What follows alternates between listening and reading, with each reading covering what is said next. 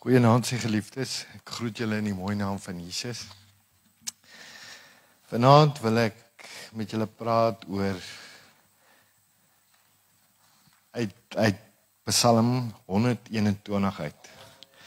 Bemoediging in die tye en die anker van hoop. Ek gaan begin om te lees uit Psalm 121.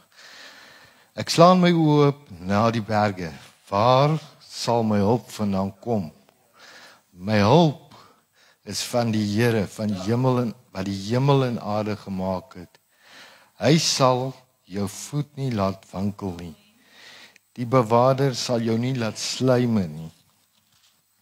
Kyk, die bewaarder van Israel sluimer of slaap nie. Die Here sal jou bewaarder. Die Here sal jou skaduwee en jou regterhand. Die son sal jou bedags nie steek nie, en ook nie die maan in die nag nie.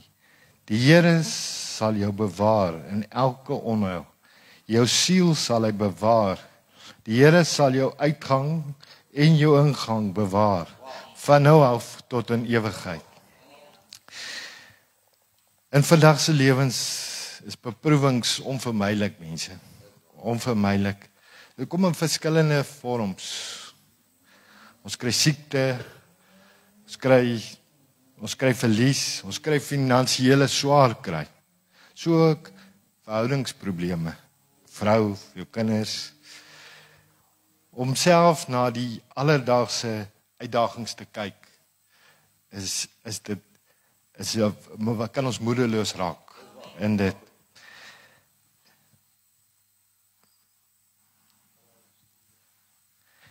Dit het in baie van ons meeste bemoediging nodig. Dis hoekom ons bemoediging nodig het. Ons moet iets aan vashou. Die anker. Die anker wat die storm vir gelowiges en elke anker van onwrikbare teenwoordighede en beloftes van God. Ja, julle weet, ek's ouetjie van stories. Ek gaan julle 'n storie vertel. Daar was 'n ou visserman. En oom Pieter het die Kaapse see geken soos die palm van sy hand. 'n ding wat as hy weet die strome, hy weet die wind, hoe die wind waai. En oom Kobus is uit op die see met 'n klein bootjie die dag. En hy sien hier kom 'n storm. En hy gryp en hy sê, gooi nette uit. En selfs die anker wat my teen hierdie storm kan beskerm. Maar die anker wat hy uitgooi, breek. En die nette breek. En hy sê, Here, en hy onthou die ding wat sy oorlede vrou vir hom gegee het, en haal dit so uit sy sak uit. Psalm 121.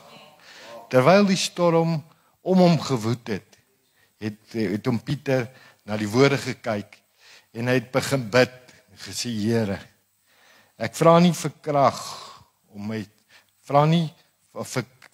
vir krag om deur hierdie storm te kan gaan. Hy sê, Here, nie om my te beskerm, die krag om deur hierdie storm van my lewe te kan gaan.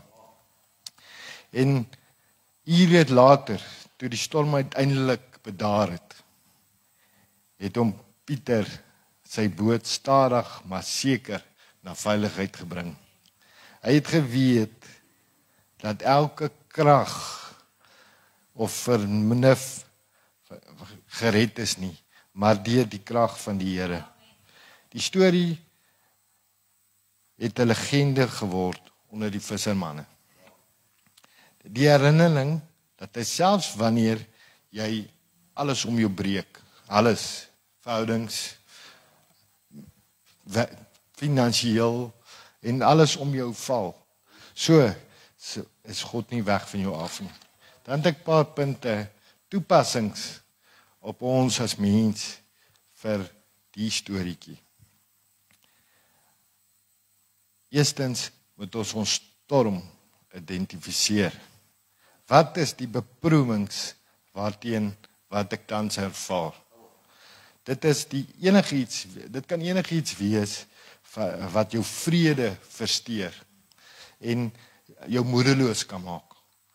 Erken dit en die eerste stap tot bemoediging is om tot realiteit te erken.